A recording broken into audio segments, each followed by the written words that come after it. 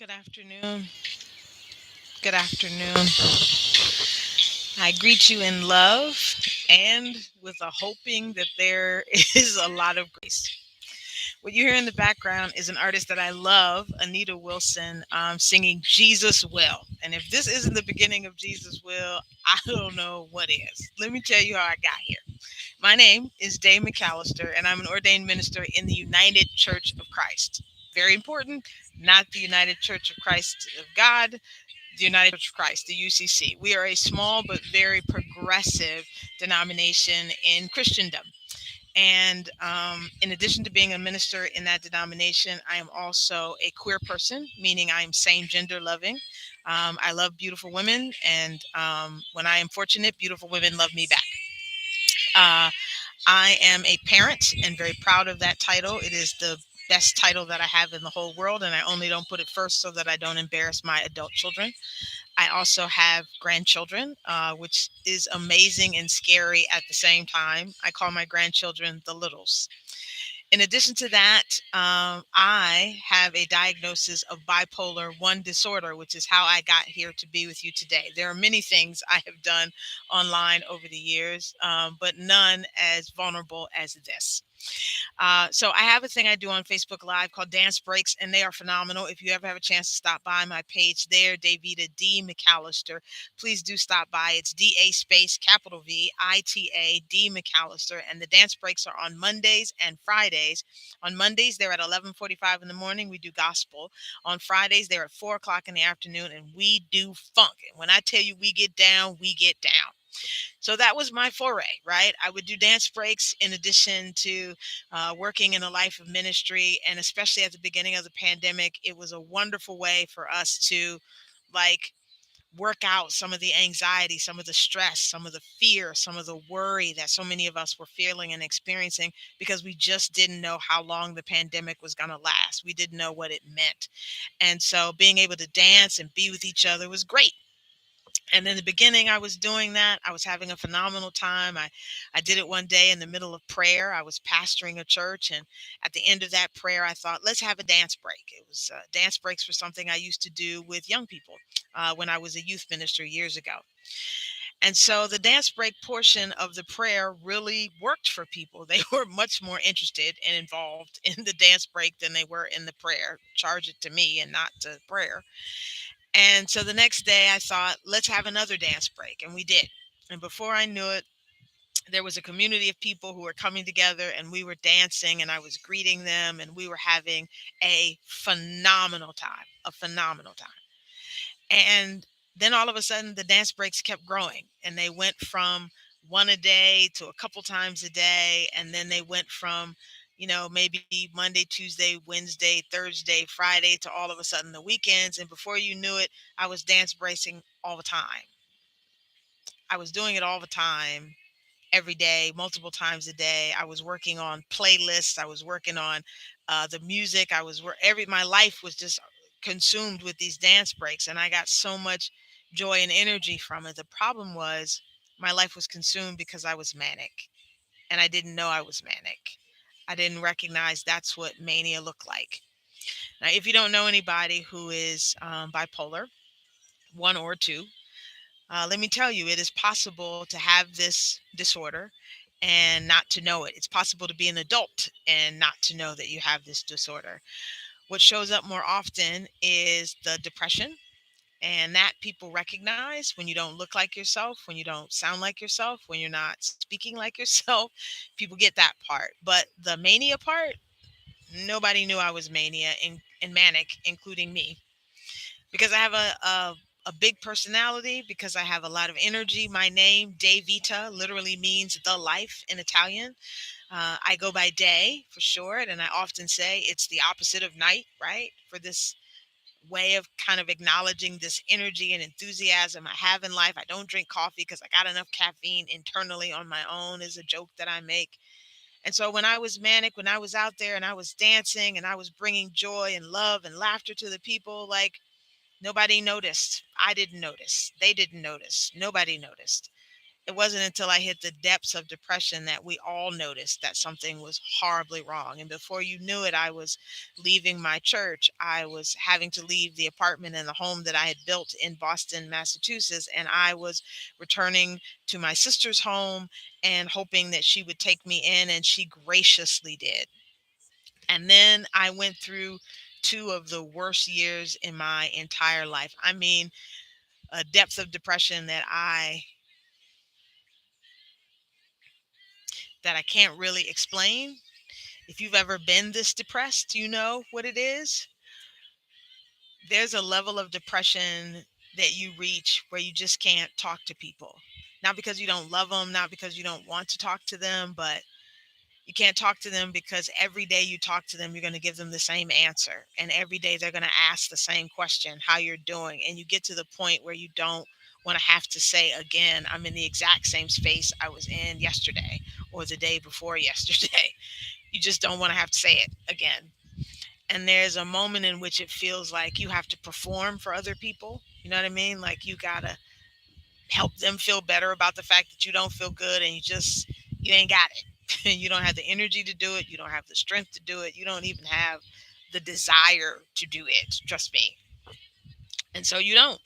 You just stop talking to people. And before you know it, you go from having this robust, if you're fortunate, like I was, robust community of people that I talked to and interacted with and ministered with and loved on me and I loved on them, to just your immediate family. My sister, my brother, my sister-in-law, who I call hermana because she's been more like a sister to me than a sister-in-law, my nieces, my nephew, a couple of cousins. I mean, from a network of thousands of people down to less than 10, my godmother, my mother, my stepfather. And that's it. And even being in communication with them, trying to send them a text message, trying to respond to a call, all of a sudden became more than I can manage. I'm going to be transparent in these posts. I'm going to be honest in this space. I'm going to tell you the things that I wish somebody had told me. It was so bad that getting up and taking a shower and putting on clothes was a struggle. If I could do three things in a day, that was a good day. And those three things had to include clothes and food. So if I could manage three, it was a good day. And it was 2 years of that, 2 years of my sister, who I adore, telling me over and over and over and over again, hold on, just don't give up. And I think she said that. She said, hold on. She said, just don't give up, because she could see on my face that I was this close to giving up. I was this close to not being here. And sometimes when we hear about someone like Twitch who takes their life, and we've seen them and they're up front and they're dancing and they're doing the stuff, we can't believe that it's true that they would take their own life. But I have been that person who's up front dancing and doing all this, and then in the depths of depression where nobody would believe that I was almost out of here. And the only reason I am alive today is because my family and my friends held on to me and they wouldn't let go. And I don't mean to say that in a way that if someone you love has lost their life to suicide, I don't mean to say that in a way that makes you feel like you somehow didn't hold on to them, because believe me, beloved, I know you did. My family held on to me in a particular way. My sister had been through a trauma before in the loss of her husband, and I couldn't be the source of that kind of trauma in her life again. And that was literally what kept me on this side of the chilly Jordan, living in her house and not wanting to be the source of that kind of pain for her was enough to keep me here, because I adore her and she's my big sister and I love her, and I had seen that pain in her eyes and I didn't want to be responsible for that pain again. But every day, and I do mean every day, was waking up to the same horror, to the same explosion of thoughts and ideas that I did not have the strength or the energy to manage, until one day there was a very, very, very, very small light at the end of the tunnel.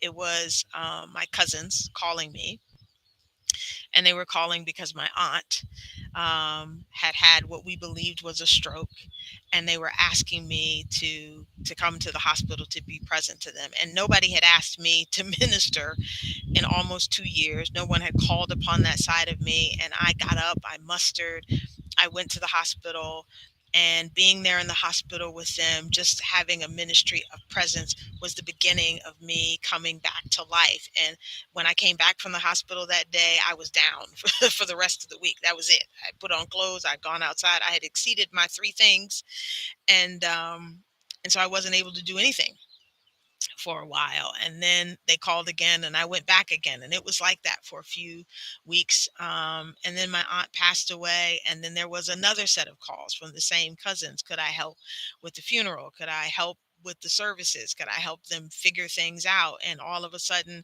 I was trying to help them figure that out, and I knew I couldn't do the service, I couldn't preach the eulogy, but I could help them figure out how to put together a program. I could help them figure out, I could do my part. I could, an expression I have used for many, many, many years, I could put a little something on it. That's what I could do.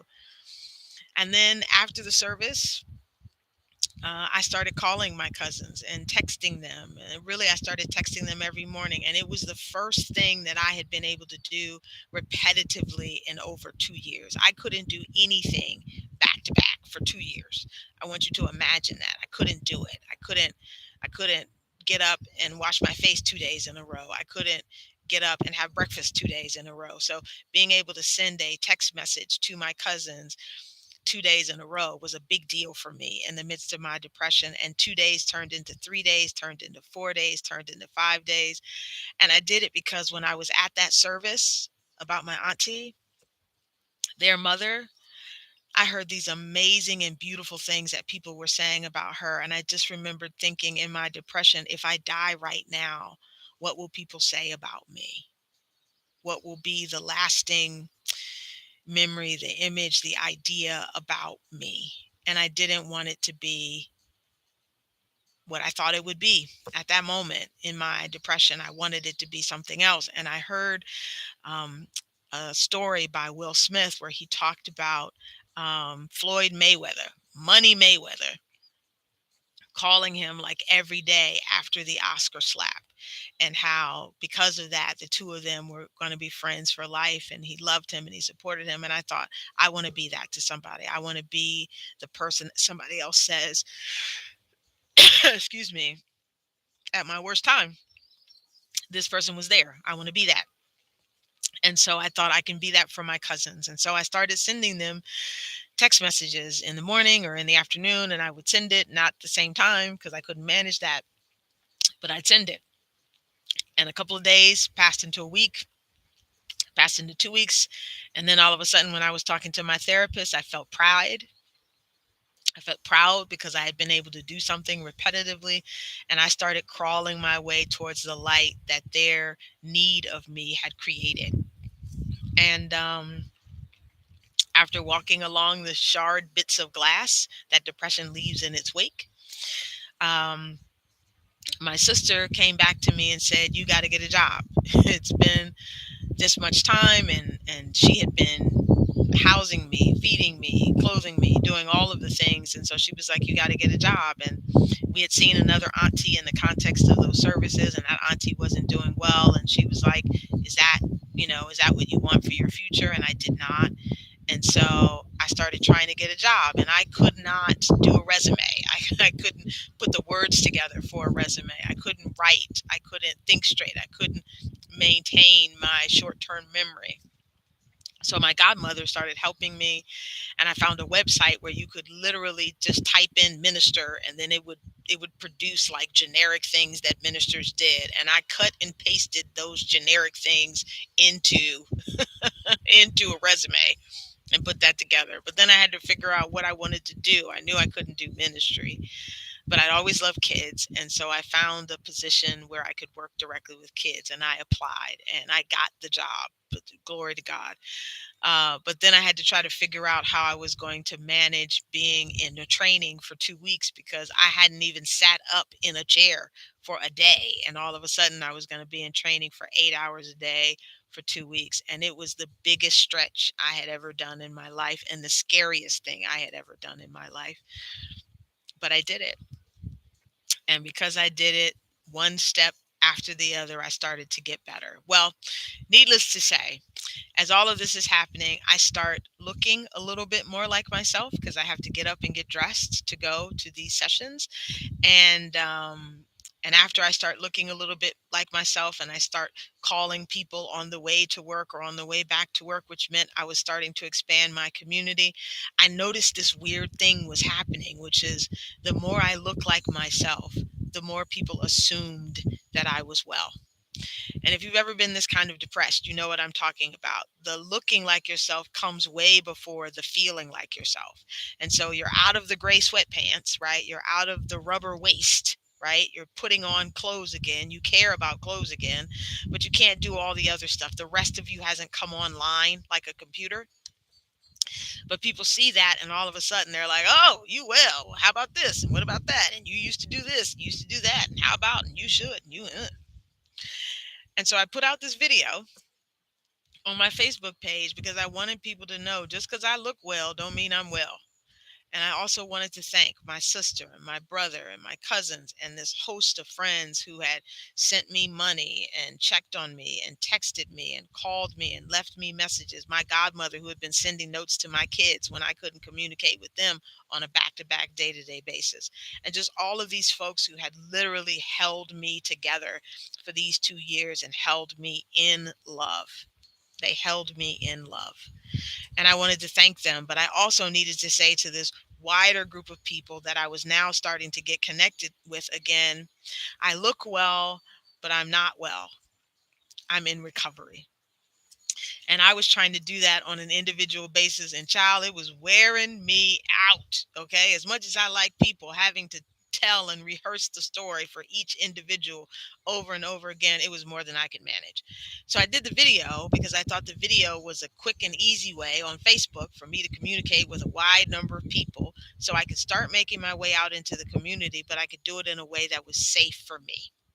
So I gave them three things, three little things, three things that I was like, hey, these three things, do these three things. This is what you can do to support me. How many things? Three things. Do these three things to support me. Number one, I told them no extemporaneous calls. Don't just pick up the phone and call me just because. I can't, it's too much. I can't manage that. So send me a text and ask me if I have the capacity for a call, or let's set up a time to talk to one another. Do something like that. Number two, I told them to trust me when I say I can't do it. And I asked them to trust me because when you are battling with depression, when you live with something like bipolar disorder, when you have a mood disorder, when you are dealing with mental illness, what people don't get is they see you on Tuesday, and on Tuesday you were able to do A, B, C, D, E, F, and G. So they figure on Wednesday you should be able to do A, B, C, D, E, F, and G. And you like, you don't know. You don't know what it took me to do A, B, C, D, and E, F, and G on Tuesday. I was saving up since last Tuesday to be able to do that this Tuesday. I ain't got nothing left on Wednesday. And it's the consistency that you are unable to maintain. And so people will see a thing and they think you can do that thing, and then they get upset and they think it's personal, and how come you didn't do it for me but you did it for this person. So I needed to say to people, number two, trust me when I say, if I say I ain't got it, I ain't got it. And I started using spoons language, right? Like, I ain't got that many spoons. I didn't use my spoons for the day. I'm out of spoons, right? Because everybody understands what a spoon is. And that was my way of talking about my energy. The third thing I asked them to do was to affirm if they saw me doing something that was self-care, because it was new. It was new for me to put myself first and my care first. And it was hard for me to do that without thinking I was being somehow selfish. And I needed the affirmation. I needed other people to come and to say, it is okay for you to put yourself first and to take care of yourself. That is not selfish. That is being an adult. So affirm me if you see it. And boy, did they. The text messages started coming. People started communicating that they wanted to talk with me, asking for times. It was amazing and beautiful. But what it also did was there was this whole group of people who were like, this is really helpful. These three things are three things I should use in my life. This is good stuff. This is important. Why don't other people know this? And da, da, da, da.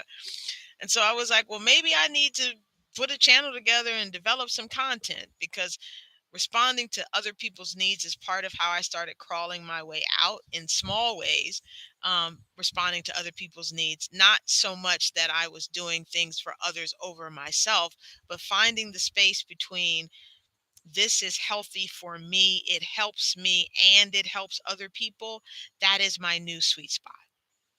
So once a week, I'm going to come here live, and I'm going to share a little bit with you about how I got here, what I've learned, and what I am learning. The things that I'm sharing won't be things that are in real time, because I don't want to bleed all over you. They will be things that I've worked together with my care team. Don't worry, we'll do a video on a care team. But my hope is that as I continue to talk about this, I beat back the shame that I felt when I learned that I had a mental illness. My hope is that as I talk about this, that maybe it will make the world a safer place for me and for people like me. My hope is that something that I say might help someone else who either has a diagnosis or knows somebody who has a diagnosis. I am sharing this in love. I am sending it in love, in the hopes that it will be received in love. So, to that, I say, welcome to the channel. This was chapter 1.